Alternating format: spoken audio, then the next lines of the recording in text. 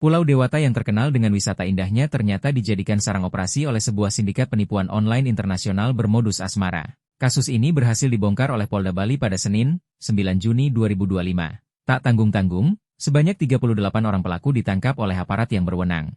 Kapolda Bali Irjen Pol Daniel Aditya Jaya didampingi Direktur Direktorat Siber Polda Bali menjelaskan para pelaku ini berperan sebagai operator. Mereka dipekerjakan atau dikendalikan oleh orang yang berada di Kamboja. 38 orang itu ditangkap dari 5 lokasi berbeda yang dijadikan kantor. Adapun awal mula pengungkapan kasus ini ketika tim di Tresiber memperoleh informasi bahwa ada kegiatan mencurigakan di sebuah rumah, kawasan Jalan Nusa Kambangan, Denpasar Barat, pada Senin, 9 Juni 2025, pukul 1 WITA.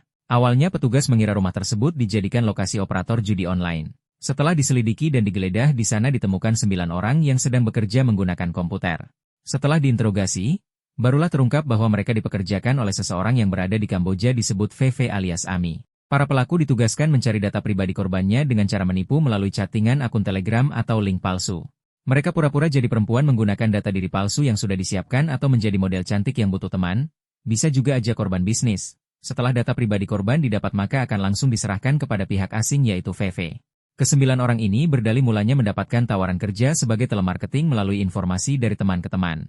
Tapi sesampainya di lokasi dan bertemu dengan 2 leader baru dijelaskan sistem kerja sebenarnya. Selanjutnya petugas mengamankan ke-9 pelaku berikut barang bukti 19 handphone dan 10 komputer.